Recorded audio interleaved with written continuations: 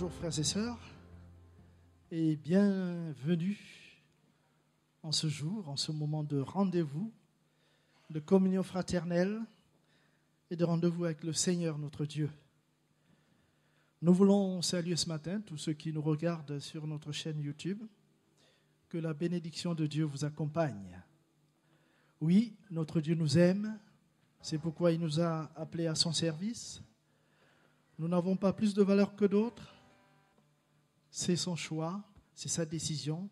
Nous lui sommes reconnaissants. Et ce matin, nous voulons lui exprimer notre amour, notre gratitude. C'est pourquoi je vous invite à commencer ces moments par ce chant. Lui, il m'aime. Il m'a aimé le premier et en retour, je veux l'aimer. Il m'aime, il m'a tant donné. Voilà, sentez-vous libre si vous voulez vous lever, si vous voulez rester assis. L'essentiel, c'est que le cœur y soit, c'est que l'âme soit touchée et que le Seigneur soit glorifié.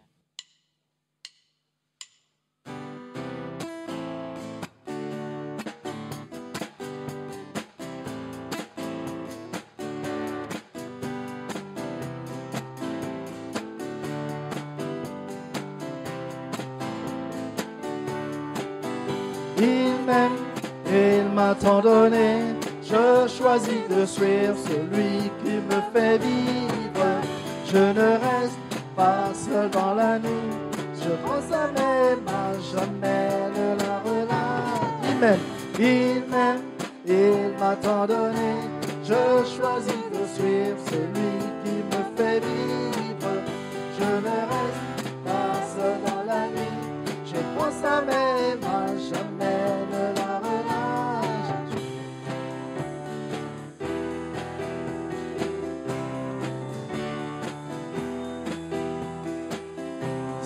Tout près de moi. Quand je dis viens vivre en moi, prends ma vie entière, fais-moi vivre à ta lumière. Je ne sais plus où aller, il est là pour me guider, et dans mes déserts, je connais le cœur du Père. Il m'aime, il m'a tant donné. Je choisis de suivre celui qui me fait vivre. Je ne reste pas seul dans la nuit. Je pense à mes mains, jamais ne la relâche.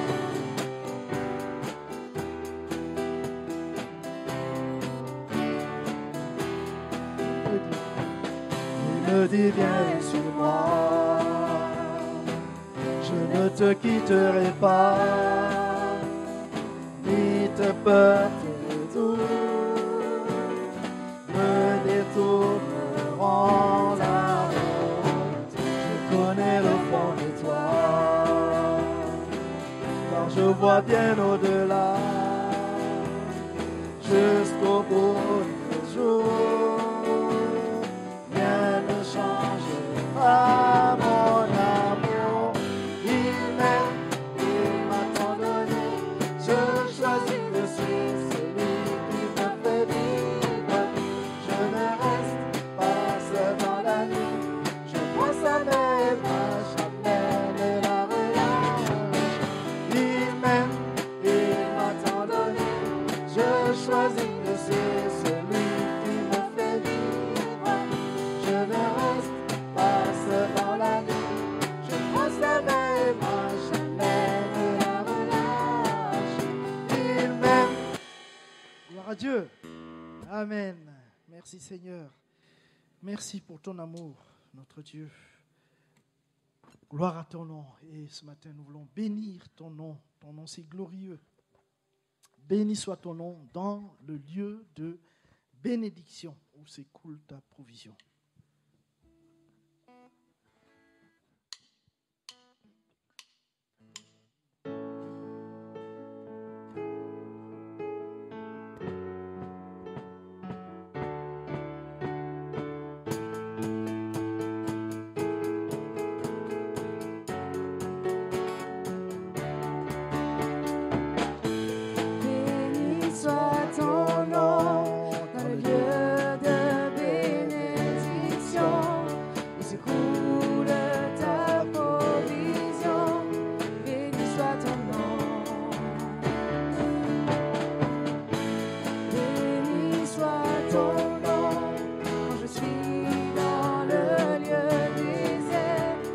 que je marche solitaire, béni soit ton nom.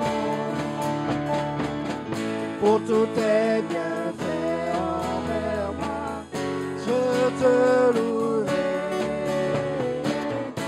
Et dans les temps difficiles, je redirai, béni soit le nom du Seigneur, béni soit ton nom, béni soit le nom du Seigneur, béni soit ton glorieux nom.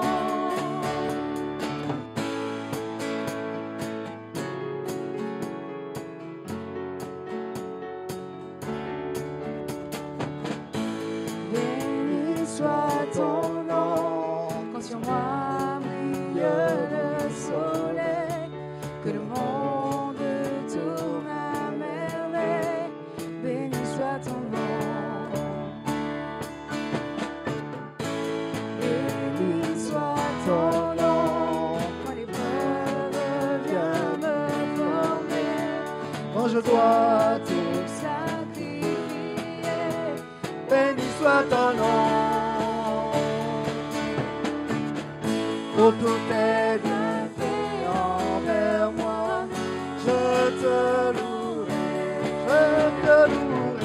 et dans les temps difficiles, je redirai, béni soit le nom du Seigneur, béni soit ton nom, béni soit le nom du Seigneur, béni soit ton glorieux nom, béni soit le nom du Seigneur, béni soit ton nom,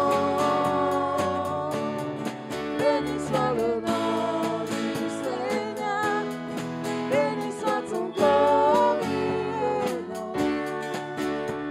Seigneur, tu as donné, Seigneur, tu as repris, malgré tout je dirai que ton nom soit béni.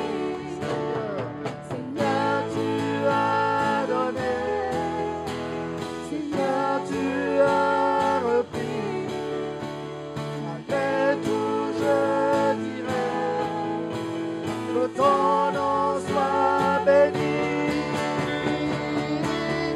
Béni soit le nom du Seigneur, béni soit ton nom, béni soit le nom du Seigneur, béni soit ton glorieux nom, béni soit le nom du Seigneur, béni soit ton nom, béni soit le nom du Seigneur, béni soit ton glorieux nom.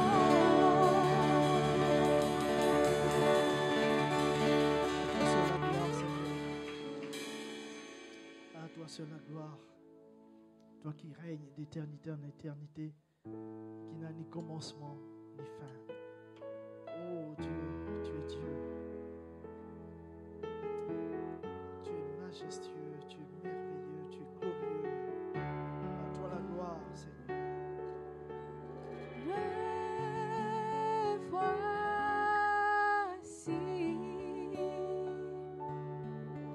confondu par ta majesté, couvert de ta grâce illimitée. Me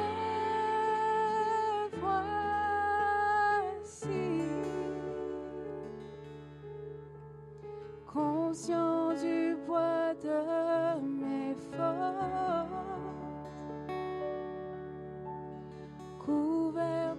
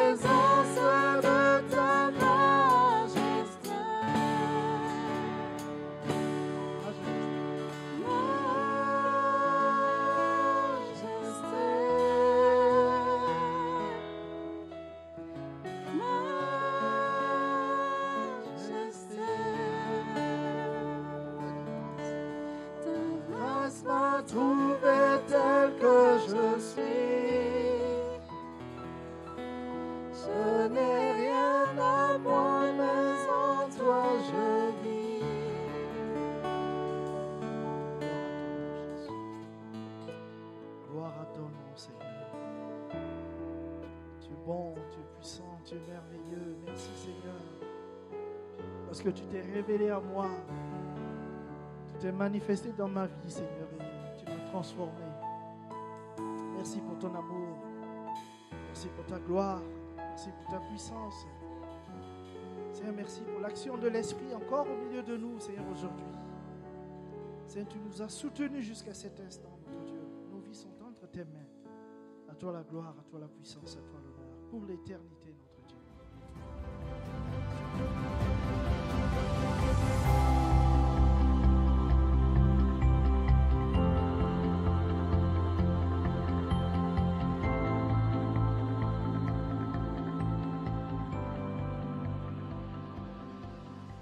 Bienvenue à tous, nous sommes heureux de vous accueillir et nous voulons aujourd'hui partager sur le plan de prière du tabernacle dans Exode, chapitre 40 et le verset 1er. Il est écrit l'Éternel parla à Moïse et dit, « Le premier jour du premier mois, tu dresseras le tabernacle, la tente d'assignation, tu y placeras l'arche du témoignage et tu couvriras l'arche avec le voile. Tu apporteras la table et tu la disposeras en ordre. Tu apporteras le chandelier et tu en arrangeras les lampes. Tu placeras l'autel d'or pour le parfum devant l'arche du témoignage et tu mettras le rideau à l'entrée du tabernacle. Tu placeras l'autel des holocaustes devant l'entrée du tabernacle de la tente d'assignation. Tu placeras la cuve entre la tente d'assignation et l'autel et tu y mettras de l'eau. Tu placeras le parvis autour et tu mettras le rideau à la porte du parvis. Tu prendras l'huile d'onction et tu en oindras le tabernacle et tout ce qu'il renferme, et tu le sanctifieras avec tous ses ustensiles, et il sera saint. Tu oindras l'autel des holocaustes et tous ses ustensiles, et tu sanctifieras l'autel, et l'autel sera saint. Tu oindras la cuve avec sa base, et tu la sanctifieras. Tu feras avancer Aaron et ses fils vers l'entrée de la tente d'assignation, et tu les laveras avec de l'eau. Tu revêtiras Aaron des vêtements sacrés, tu l'oindras et tu le sanctifieras pour qu'il soit mon service dans le sacerdoce. Tu feras approcher ses fils et tu les revêtiras des tuniques. Tu les oindras comme tu auras oint leur père pour qu'ils soient à mon service dans le sacerdoce. Cette onction leur assurera à perpétuité le sacerdoce parmi leurs descendants. Amen. Le tabernacle était une tente qui était utilisée dans l'Ancien Testament et qui permettait au peuple de s'approcher de Dieu. Et j'aimerais voir que ce tabernacle était l'ombre des choses célestes. En fait, c'était la réalité matérielle, mais de ce qui est spirituel dans le ciel. Et il a été donné à Dieu, par Dieu aux hommes, afin qu'ils puissent venir l'adorer, qu'ils puissent venir offrir leurs offrandes, qu'ils puissent venir célébrer leur Dieu. Cela pendant toute la durée de la période du désert. Il y a eu 40 années pendant lesquelles le peuple venait adorer dans le désert au tabernacle. Mais en même temps que ce tabernacle a disparu, que nous n'en avons plus de traces aujourd'hui, nous savons que le message qu'il véhicule est intemporel. En fait, le message qui est véhiculé à travers le tabernacle nous parle encore aujourd'hui. Il nous explique comment nous pouvons entrer en relation avec Dieu. Et c'est cela que je voudrais voir avec vous, parce que c'est vrai pour tous les temps, c'est vrai pour toutes les générations et c'est vrai pour tous les pays. Le tabernacle a disparu, mais on peut dire que le message véhiculé, le message spirituel du tabernacle demeure. Le tabernacle, c'était une image matérielle des choses célestes. Et le terrestre disparaîtra toujours, mais ce qui est céleste demeurera toujours. Seuls les sacrificateurs pouvaient entrer dans les parvis du tabernacle. Alors, vous avez autour du tabernacle cette tenture blanche qui l'entoure. En fait, si vous regardez à l'époque, il n'y avait que les hommes qui pouvaient rentrer dans cette section du tabernacle pour adorer Dieu. Et pas tous les hommes ne pouvaient y entrer, c'était que des hommes de la tribu de Lévi. Et encore pas tous en même temps, il y avait un ordre pour pouvoir rentrer à certains jours, certains offices, et il y avait toute une procédure pour s'approcher de Dieu. Et Dieu a tout bouleversé quand Jésus est mort à la croix, parce que cette idée du tabernacle, qu'on ne pouvait plus pas s'approcher de Dieu si facilement que cela, eh bien, a été transformée par Jésus lorsqu'il a dit « tout est accompli ». La Bible dit que le voile du temple s'est déchiré en deux et que l'accès à la sainte présence de Dieu était possible pour tous. Et maintenant, dans le Nouveau Testament, nous voyons que nous sommes des sacrificateurs, que l'Église est une nation sainte. Aussi bien là, ce que nous représentons, nous sommes des sacrificateurs, hommes et femmes. Il n'y a plus la tribu de Lévi, qui était une tribu à part. Il y a des hommes et des femmes qui sont des chrétiens, des sacrificateurs, qui vont pouvoir apporter leur adoration à Dieu en toute liberté, parce que Dieu accueille tout le monde et désire l'adoration. Et Dieu a voulu que sa présence soit accessible à tous. Et j'aimerais voir au travers du tabernacle, qui a aujourd'hui disparu, mais dont l'enseignement nous parle, 7 étapes par lesquelles nous pouvons nous approcher de Dieu. 7 étapes. La première, c'est la porte.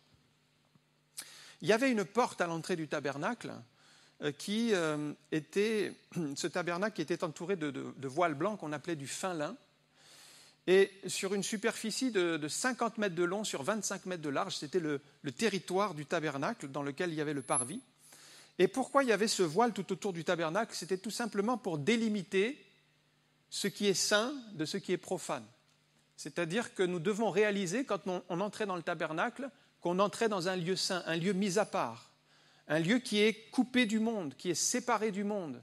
C'est le sens de sanctifier. Tout le tabernacle était sanctifié. Le tabernacle, même le mobilier, par exemple, l'autel, les fourchettes qui servaient au sacrifice, les couteaux, tout le mobilier, les sacrificateurs étaient sanctifiés, l'intérieur du lieu saint, le lieu très saint, tout était mis à part pour Dieu, et rien de profane ne pouvait rentrer dans la sainte présence de Dieu. Il y avait donc quelque chose d'important de réaliser, et ça c'est spirituellement vrai pour nous, c'est que quand nous venons dans la présence de Dieu, nous devons rendre compte que nous entrons dans un lieu saint. La sainte présence de Dieu, c'est un lieu à part, c'est un lieu séparé du monde, dans sa spiritualité. On n'est pas dans l'esprit du monde, on est dans l'esprit de Dieu. Il faut franchir cette porte pour entrer dans ce lieu saint. Et nous devons apprendre à respecter les choses saintes. Parce que bien souvent, même quand on est chrétien, on ne réalise même plus les choses saintes de Dieu. Et on vient avec désinvolture dans sa présence.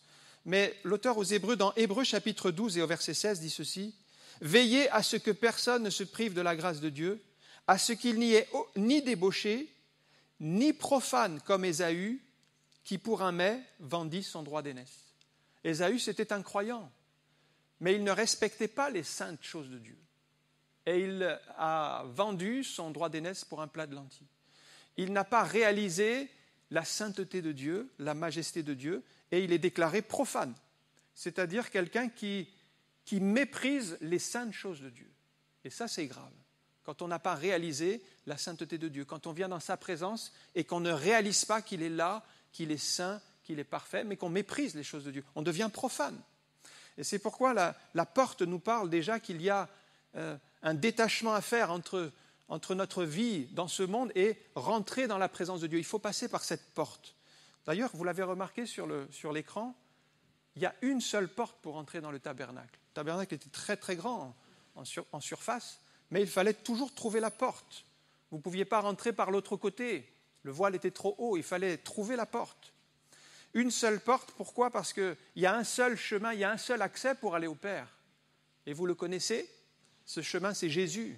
Jésus a dit: « Je suis le chemin, la vérité et la vie. Nul ne vient au Père que par moi. » C'est la porte. Donc cette porte du tabernacle qui existait nous parle encore aujourd'hui. Elle nous parle d'une seule porte.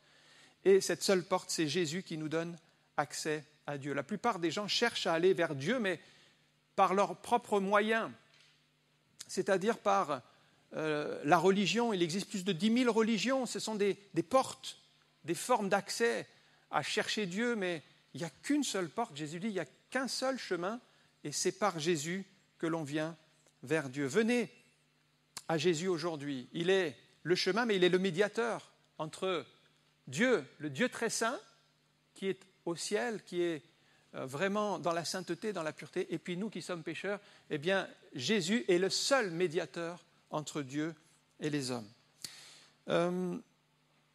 J'ai pensé aussi à ce verset parce que nous devons rentrer par cette porte. Et quand nous venons dans la présence de Dieu, comme nous le faisons ce matin, nous rentrons, c'est la première étape.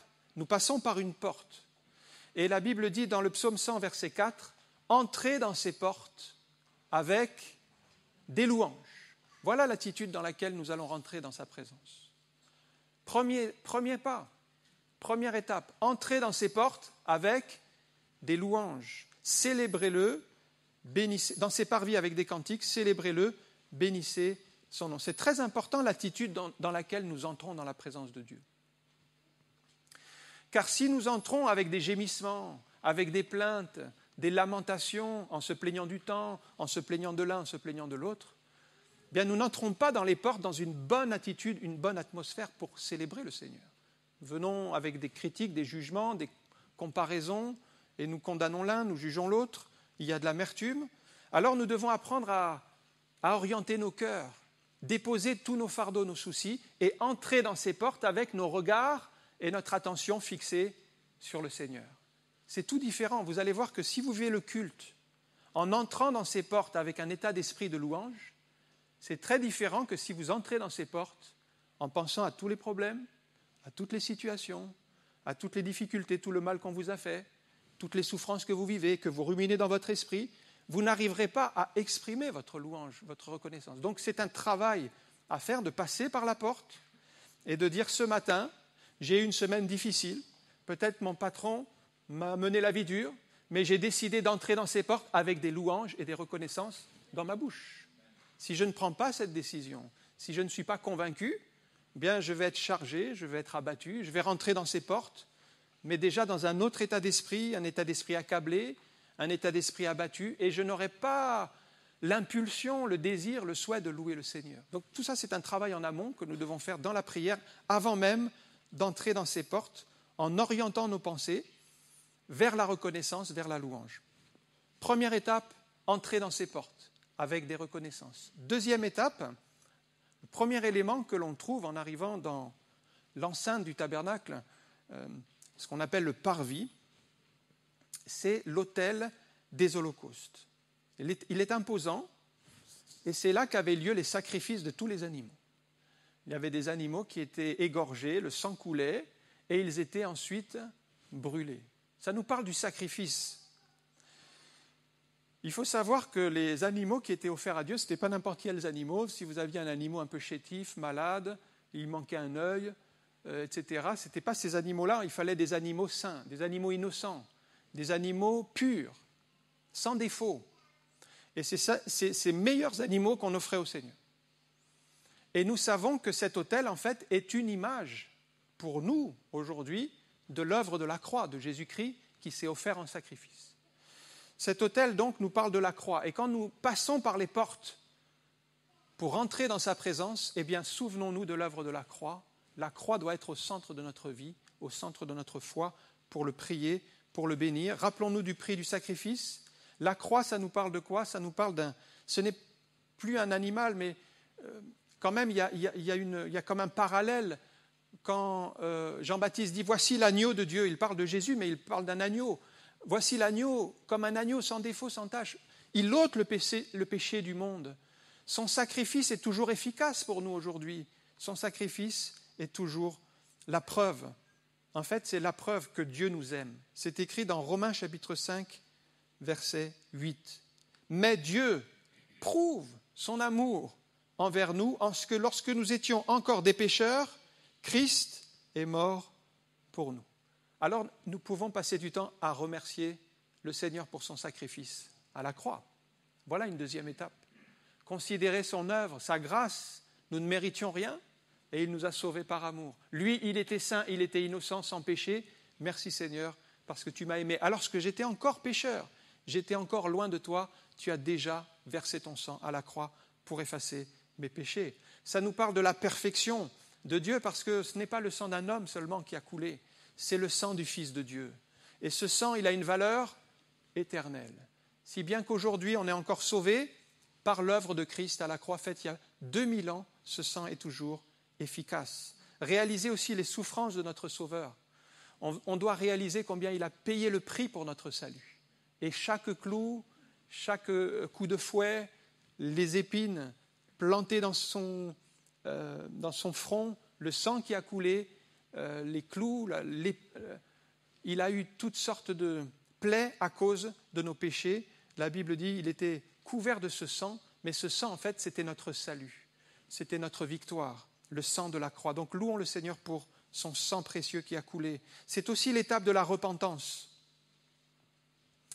C'est très important, le message de la repentance. Et en fait, pour tout vous dire, le message de la repentance, c'est le premier message que Jésus a donné sur la terre, après son baptême. le message de Jésus, il y avait deux choses. Mais la première des deux choses, c'était repentez-vous. Et la deuxième chose, c'est croyez à la bonne nouvelle. Mais le premier message de Jésus, c'est bien la repentance. Et c'est toujours le cas aujourd'hui. Nous devons demander pardon à Dieu pour nos péchés. Mais notez ceci, c'est que il n'y a pas de hasard. Si Jésus parle de la repentance et de la foi, c'est que les deux vont ensemble. Et en fait, ce sont les deux faces d'une même pièce, qu'on appelle la conversion, faire demi-tour par rapport au péché et s'attacher à Dieu. La repentance, c'est faire demi-tour par rapport au mal. On était dans le péché, on était dans l'ignorance, on vivait dans le monde. C'est renoncer à ce péché, et la foi, c'est s'attacher à Dieu. Et là, vous vivez la vraie conversion. Et finalement, il y a assez peu de gens qui vivent la vraie conversion parce qu'ils font une repentance superficielle. Et quand on n'a pas fait une vraie repentance, c'est-à-dire demander vraiment pardon pour nos péchés et réaliser les péchés qu'on a commis, eh bien la conversion, elle n'aboutit pas vraiment. On a peut-être changé un petit peu, mais vous voyez, c'est pas complet. On n'est pas vraiment attaché à Dieu comme il devrait, et finalement, ça ne tient pas dans la durée. C'est pour ça qu'on voit beaucoup de personnes abandonner, lâcher la main du Seigneur. C'est des conversions souvent de surface. La repentance est absente, elle n'est pas enracinée. Eh bien, il n'y a pas de conversion durable sans repentance authentique. En fait, Jésus a bien fait de nous parler de la repentance en premier, parce que sans la repentance, il n'y aura pas toute la suite qui va venir, c'est-à-dire la nouvelle naissance, la vie chrétienne, la foi, l'avancée avec le Seigneur, toutes les bénédictions qui découlent d'un réel bon démarrage dans la repentance. Et puis, j'allais dire, cet autel du sacrifice nous parle aussi d'un engagement personnel, une consécration à Dieu. Parce qu'il y a un verset parallèle à Jean 3,16, tout le monde connaît Jean 3,16, que Dieu a tant aimé le monde qu'il a donné son Fils unique, afin que quiconque croit en lui ne périsse point, mais qu'il ait la vie éternelle. Ça, c'est le résumé de l'Évangile. Mais il a son parallèle dans 1 Jean 3,16, qui est beaucoup moins connu. Et si vous mettez Jean 3,16 et que vous mettez à côté 1 Jean 3,16, vous allez voir ce que Dieu attend de nous. Parce que Jésus est mort à la croix, oui, pour nos péchés, mais il attend de nous un sacrifice. Et ça, souvent, ça passe à côté. Ça passe à côté de nos considérations. 1 Jean 3,16, nous avons connu l'amour en ce qu'il a donné sa vie pour nous, on est d'accord, 1 Jean 3,16, c'est bien ça. Nous aussi, nous devons donner notre vie pour les frères. Voilà la conséquence du sacrifice de Jésus. Ce n'est pas juste un sacrifice qu'il a accompli pour moi, mais il nous demande, si vous croyez, vous acceptez mon sacrifice, moi je vous demande, vous allez vous aussi vous sacrifier pour les autres. Et il y a cette notion aussi dans l'autel du sacrifice, que Jésus est monté sur l'autel, mais maintenant, j'ai réalisé, c'est à moi de m'offrir en sacrifice, de me donner pour l'œuvre de Dieu. Et j'ai remarqué que c'est le mot « devoir ». Nous devons, c'est donc la voie par laquelle nous devons marcher. C'est le sacrifice, c'est faire des choses pour l'œuvre de Dieu. C'est une vie de service, une vie de consécration, une vie d'engagement. Voilà ce que Dieu attend de nous. Pas simplement de dire « je suis sauvé, gloire à Dieu », je profite, je viens au culte, je reçois la parole.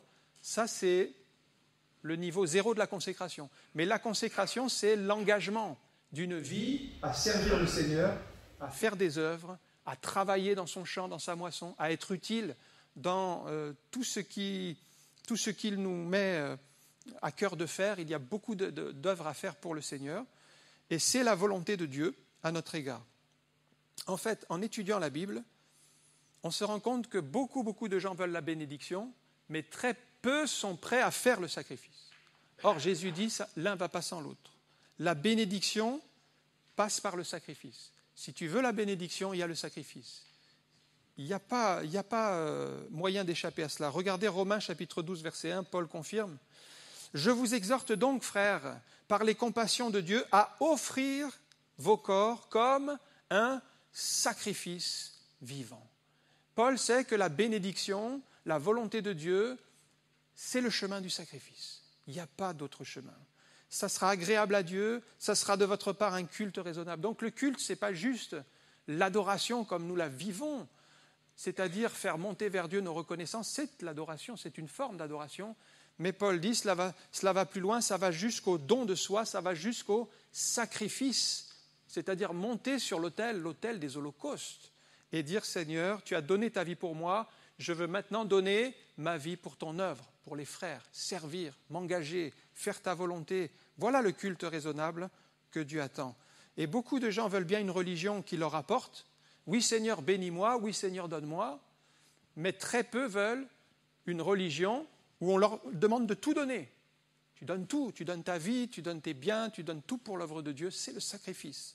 Et c'est cela que Dieu attend de nous. Suivre Jésus, ça coûte tout. Regardez Marc 8, 35, c'est Jésus qui le dit. Jésus dit ceci, « Car celui qui voudra sauver sa vie la perdra, mais celui qui perdra sa vie à cause de moi et de la bonne nouvelle la sauvera. » Il est question ici de perdre ce que nous avons de plus précieux, la vie, mais pour la cause de Christ. Ça nous parle de sacrifice. Suivre Jésus, il n'y a pas d'autre chemin, il n'y a pas d'autre voie. Ça passe par l'autel de l'Holocauste. Donc, on est entré dans les portes avec des louanges, on se souvient de la croix, on monte sur l'autel du sacrifice pour s'offrir en sacrifice de consécration. Troisième étape, c'est la cuve d'airain. La cuve d'airain.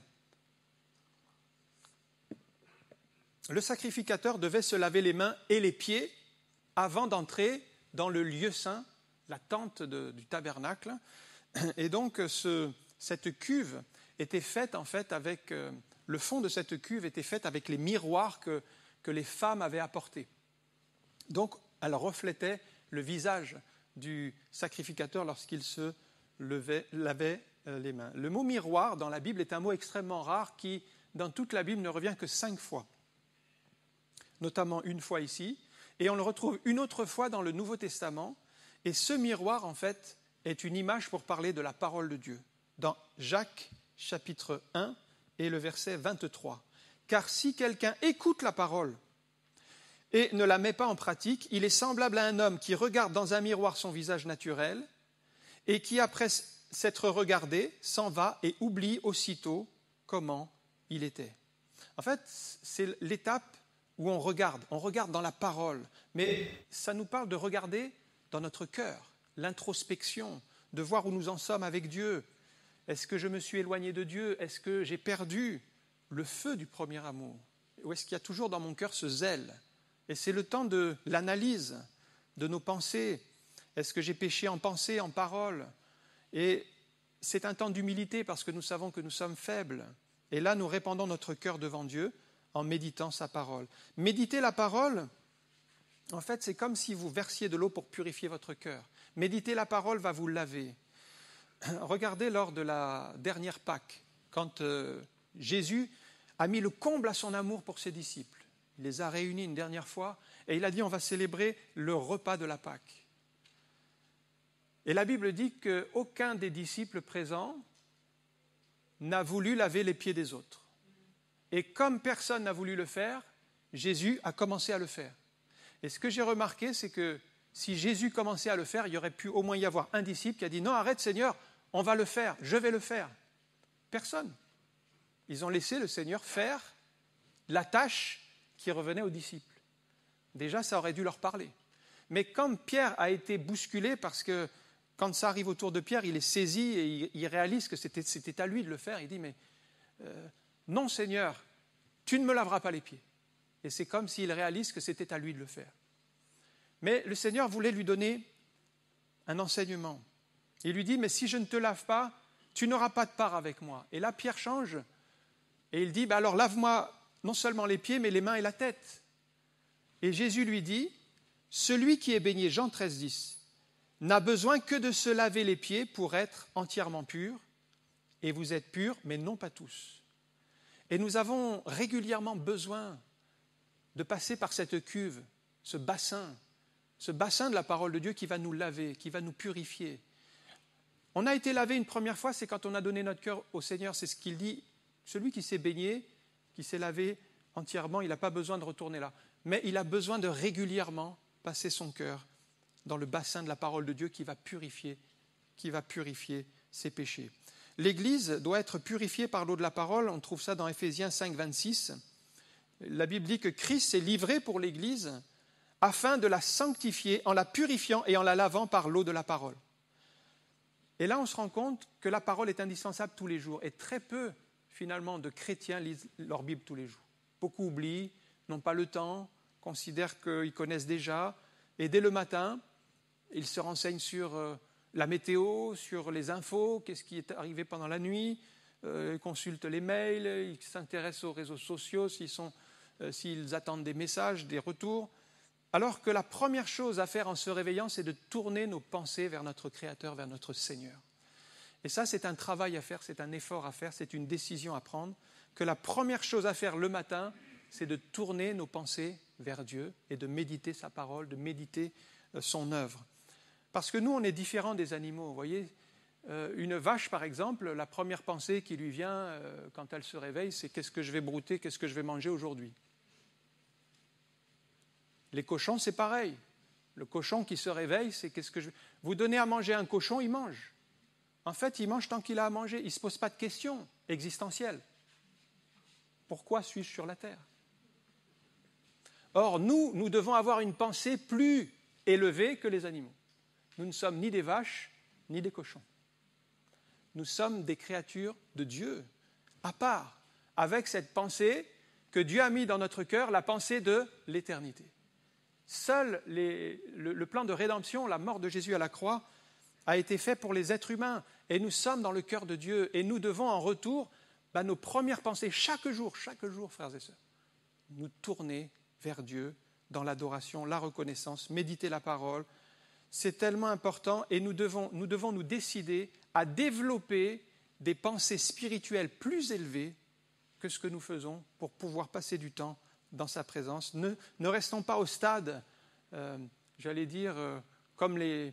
ceux qui ne connaissent pas le Seigneur, la première chose qu'ils font en se levant, ils s'intéressent aux choses du monde. Nous sommes différents, nous devons avoir ce niveau spirituel de chercher les choses d'en haut, chercher les choses de Dieu.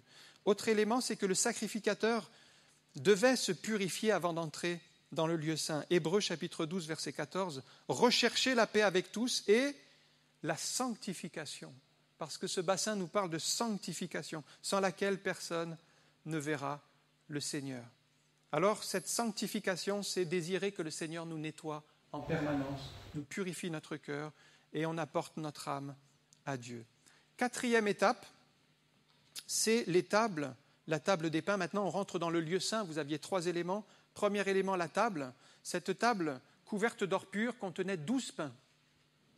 12 pains qui étaient renouvelés constamment. Ces 12 pains nous parlent de la provision de Dieu. Et on peut le bénir pour ses grâces qui se renouvellent chaque jour. Tous les jours, les Hébreux, ils avaient la manne dans le désert. Ils avaient le pain de Dieu. Eh bien, nous avons le vrai pain du ciel qui est Jésus, qui nourrit notre âme tous les jours. On a besoin d'être renouvelé dans sa présence. Et la seule nourriture de notre âme, c'est ce pain, cette parole qui est bonne pour nous. C'est vrai que si on veut aller manger quelque part, aujourd'hui c'est un peu plus compliqué avec la situation, mais on a le choix des restaurants. On peut choisir, allez on va manger chinois, ou allez on va manger japonais, ou allez on va manger un couscous. On a le choix, mais le meilleur choix en tout cas pour notre âme, c'est toujours la parole de Dieu. C'est celle qui nourrira le mieux votre âme. Il n'y a pas de meilleure parole, il n'y a pas mieux pour votre âme que la parole de Dieu. Priez aussi pour les ministères de la parole, parce que la parole, vous l'avez avec vous, c'est la parole écrite, nous la méditons, mais il y a aussi la parole proclamée. Et Dieu a voulu qu'il se lève des hommes, des serviteurs, des servantes pour témoigner, pour proclamer, propager cette bonne nouvelle de la parole de Dieu. Priez pour tous ceux qui ont la charge de la parole de Dieu, c'est tellement important. Vous avez Acte 6, les diacres ont été suscités pour venir en aide à ceux qui portaient la parole, afin qu'ils se consacrent au ministère de la parole et à la prière. Et puis cette table nous parle de la communion, à la fois la communion avec Dieu que nous devons avoir, et dans ce temps de prière, eh bien, cherchons à être unis à Dieu, et puis cherchons à être unis les uns aux autres, dans un même esprit, un même cœur. 5e étape, toujours dans le lieu saint, il y avait le chandelier, qui était réalisé en 7 branches, et c'était le seul objet qui permettait qu'il y ait de la lumière, parce que tout était dans un lieu fermé. Et ces lampes brillaient en permanence et permettaient d'avoir l'éclairage dans le lieu saint. Et le chandelier, ça représente bien sûr l'image du Saint-Esprit avec cette huile, parce que le chandelier était alimenté par de l'huile en permanence, cette huile qui est une image, un symbole de l'Esprit, le Saint-Esprit qui ouvre nos yeux, le Saint-Esprit qui est une source de révélation, puis le Saint-Esprit qui nous conduit dans la prière, Romains 8, 26. De même aussi, l'Esprit nous aide dans nos faiblesses, car nous ne savons pas ce qu'il convient de demander dans nos prières, mais l'Esprit lui-même intercède par des soupirs inexprimables. Il y a donc un temps à trouver où on prie par l'Esprit. On en a parlé un petit peu avec 1 Corinthiens chapitre 14, quand il est question de la prière en langue, où on prie par l'Esprit. On priera par l'intelligence, dit Paul, mais on prie aussi par l'Esprit. On dit d'excellentes choses à Dieu par l'Esprit. Donc ce sont des temps de prière où on est poussé par l'Esprit, on est poussé à prier. Peut-être vous aviez prévu un programme, puis vous êtes poussé par l'Esprit à mettre un temps de prière. Eh bien, ce sont ces temps-là qui sont bénis. Concernant le chandelier, je parlerai des 7 flammes, 7 lampes du chandelier. Ce n'est pas au hasard que le chiffre 7, bien sûr, est mentionné. Vous savez que le chiffre 7, c'est la perfection. Mais il est question dans l'Apocalypse que du trône sortent des éclairs, des voix, des coups de tonnerre, et devant le trône brûlent 7 lampes ardentes qui sont les 7 esprits de Dieu. 7. 7, c'est la perfection. 7, c'est devant le trône de Dieu. Et il y a 7 noms qui ont été donnés au Saint-Esprit dans Ésaïe. Ésaïe, il parle d'abord de l'Esprit de l'Éternel, ensuite l'Esprit de sagesse, Esprit d'intelligence, Esprit de conseil et de force, Esprit de connaissance et de crainte. 7 noms du Saint-Esprit qui sont attribués par Ésaïe. 7, donc ça c'est la 5e étape. 6e étape, on arrive à l'autel des parfums. L'autel des parfums, parce qu'Aaron devait offrir tous les jours des parfums. Alors ça montait vers Dieu. C'est un peu l'image des prières qui montent vers le Seigneur chaque matin. Entre les 2 soirs, il devait apporter ses prières. Et dans l'Apocalypse, nous savons que nos prières sont comme un parfum qui monte devant le trône de Dieu. Et c'est très important chaque matin d'avoir ce temps de prière, d'élévation, élever nos cœurs vers le Seigneur. Et il le faisait tous les jours. Voyez ? Dieu aime la régularité. La Bible dit que dans les Actes des Apôtres, il persévérait dans l'enseignement et dans les prières. La régularité s'appelait à Dieu. Tous les jours, ces parfums qui montent vers Dieu. Donc c'est l'intercession, c'est la prière et de prier pour tous les besoins. Donc c'est dans ce temps pour s'approcher de Dieu. Sachez qu'il était interdit à Aaron d'apporter un parfum étranger. Ça veut dire qu'il y a des prières qui n'ont pas leur place. C'est comme un parfum étranger que Dieu n'en veut pas. Ce sont les prières charnelles, des prières égoïstes, des prières qui sont faites pour notre intérêt, qui ne concernent pas vraiment l'œuvre de Dieu, ni les besoins. On va prier pour des choses insensées. Et Jacques en parle dans Jacques chapitre 4, verset 3. Il dit « Vous demandez, mais vous ne recevez pas. C'est comme un parfum étranger. Parce que vous demandez mal, dans le but de satisfaire vos passions. Ce type de prière n'est pas exaucé, n'est pas agréé de Dieu. » Et enfin, la 7e étape pour s'approcher de Dieu, c'est le lieu très saint. On arrive maintenant dans la 2e partie du tabernacle proprement dit, le lieu saint tout d'abord, mais le lieu très saint qui contenait l'arche de l'alliance et le propitiatoire, c'est-à-dire le couvercle qui était au-dessus de l'arche avec ces 2 chérubins qui se faisaient face. Alors dans l'arche de l'alliance, vous aviez 3 choses. Tu peux passer l'image ? Il y avait 3 choses. Il y avait le bâton d'Aaron qui avait fleuri. Le bâton d'Aaron qui avait fleuri, ça nous parle de résurrection parce que c'était un bâton mort et il avait fleuri. Donc Dieu est le Dieu de la résurrection. La manne qui était dans un vase d'or, la manne, ça nous parle du Dieu qui pourvoit à tous nos besoins infiniment au-delà de tout ce que nous demandons ou pensons. Et puis les tables de la loi qui nous rappelaient les exigences de Dieu. C'est-à-dire que Dieu est saint et il veut que nous soyons saints. Il a les mêmes exigences. Il avait ces exigences des 10 commandements. Alors, regardez cette projection. Vous avez sur le propitiatoire, en fait, il faut savoir que les 3 objets que j'ai montrés ici, ils étaient dans le coffre, on ne les voyait pas, ils étaient dans le coffre, mais sur le coffre, le sang était versé, vous le voyez ici matérialisé en rouge, et les chérubins, si vous vous rappelez la première fois qu'on voit les chérubins dans la Bible, ils étaient là avec une épée flamboyante, c'était pour empêcher Adam et Ève de revenir dans le jardin d'Éden. Ils étaient là pour le jugement et la condamnation. Mais ces chérubins-là, ils ne sont plus là pour le jugement et la condamnation. Pourquoi ? Parce qu'ils regardent vers le sang. Et le sang est en train de couvrir. Il est en train de couvrir la loi qui est une loi de condamnation. Si vous n'observez pas toute la loi, vous mourrez dans vos péchés. Donc, grâce au sang de cet animal qui était versé, eh bien, les chérubins ne condamnaient plus, mais ils faisaient grâce. Cela nous parle que maintenant, il n'y a plus de condamnation pour ceux qui sont en Jésus-Christ. Vous êtes acceptés, vous êtes graciés parce que Jésus a payé pour vos péchés. Le sang a été versé et c'est d'une manière définitive. Et Jésus ne nous demande plus d'accomplir la loi. La loi, vous voyez, elle est dans le coffre, elle est recouverte par le sang. Elle nous demande de venir en Christ qui a accompli la loi pour nous. C'est en venant en Christ que nous accomplissons la loi. Nous ne pourrions pas l'accomplir par nos efforts. Et c'est dans ce temps où vous voyez, au-dessus des chérubins, en fait, il y avait la présence de Dieu, la sainte présence de Dieu. C'est là que Dieu parlait à Moïse, qu'il se révélait à son peuple, dans ce tabernacle. Et c'est là où, en fait, la miséricorde de Dieu et sa justice se rencontrent pour faire grâce, pour bénir, pour accorder la paix. D'un côté, il peut faire justice parce que le sang a été versé. D'un côté, il peut faire miséricorde puisqu'on a été pardonné. Il y a vraiment cette rencontre de la justice et de la miséricorde. C'est l'étape de la véritable adoration. Peut-être là, on est dans la contemplation, on est dans la reconnaissance, dans l'adoration. On le célèbre pour tout ce qu'il est, pour son amour. Et puis l'arche, on peut dire Apocalypse chapitre 11, verset 19, l'arche est une image sur la terre de ce qu'il y a dans le ciel. Et regardez si on pouvait voir dans le ciel le temple de Dieu céleste maintenant.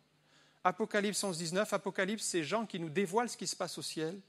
Le temple de Dieu dans le ciel fut ouvert. J'ai dit tout à l'heure que le tabernacle, c'est l'image terrestre de ce qu'il y a vraiment dans le ciel qui est invisible. Eh bien, il y a le temple de Dieu dans le ciel. Et qu'est-ce que vous voyez dans le temple ? Et l'arche de son alliance apparut dans le temple, et il y eut des éclairs, des voix, des coups de tonnerre, un tremblement de terre et une forte grêle. Et l'arche de l'alliance, c'est le lieu de la sainte présence de Dieu. Et c'est là que nous sommes dans l'adoration et la reconnaissance. Passons ce temps au pied du Seigneur en cherchant sa face. Je termine. Le tabernacle, rappelez-vous, le tabernacle, c'est terminé, c'était pour les Hébreux dans le désert, mais le message du tabernacle, le plan du tabernacle n'est pas terminé, il a une valeur spirituelle. Entrons tout d'abord dans sa présence, dans ses parvis, avec louange, avec reconnaissance. Considérons la croix, ça c'est l'autel des holocaustes. Considérons combien Jésus a payé et montons nous-mêmes sur l'autel du sacrifice pour nous donner pour les autres. Lavons-nous régulièrement dans le bassin, ce bassin d'airain, les mains par la parole de Dieu. Quand nous entrons dans le lieu saint, nous considérons la table avec les pains, c'est la communion avec Dieu, la communion avec les autres. C'est le fait que Dieu pourvoit à tous nos besoins. Il y a aussi le chandelier qui nous parle de ce Saint-Esprit qui illumine nos cœurs. C'est là qu'on peut parler en langue. Comme je l'ai dit, Paul dit « Je parle en langue plus que vous tous ». Bien, prenons du temps pour parler en langue au Seigneur quand on est baptisé du Saint-Esprit et laissons-nous conduire par l'Esprit dans nos prières. Et puis, il y a cet autel de parfum, ce sont notre intercession, les prières qui montent vers Dieu. Nous ne le voyons pas, mais nos prières sont en train de monter vers Dieu comme un parfum. Et puis, nous passons derrière ce voile pour entrer dans le lieu très saint, c'est l'adoration, la contemplation. Et passons ces temps au pied du Seigneur, peut-être dans le silence, dans la contemplation, le cœur ouvert, en cherchant sa face, en écoutant sa voix. J'aimerais prier. Merci pour ce modèle ce plan de prière du tabernacle qui nous est enseigné à travers toute cette architecture qui a existé, mais qui n'est que le reflet terrestre des choses célestes. Et nous voulons saisir encore aujourd'hui qu'il est nécessaire de s'approcher de toi en considérant ton œuvre et tes bienfaits, ta bénédiction. Merci pour ta fidélité. Merci Seigneur parce que nous pouvons être lavés, purifiés par le sang de Jésus, parce qu'il n'y a plus de condamnation pour ceux qui sont en Jésus-Christ, parce qu'il y a la vie, il y a la victoire, Seigneur, dans ta présence. Il y a tellement d'abondante joie devant ta face. Merci, Seigneur, d'implanter dans nos cœurs ces réalités spirituelles. Et je te prie pour des décisions ce matin, afin de prendre à cœur de prier tous les jours et de passer ce temps. La première chose que nous faisons dès le matin, c'est de nous tourner vers toi et de prendre cet engagement, d'avoir cette pensée et de bénir le Seigneur et de louer le Seigneur de tout notre cœur. Oui, tu en es digne. Je te dis à toi toute la gloire. Amen. Que le Seigneur vous bénisse.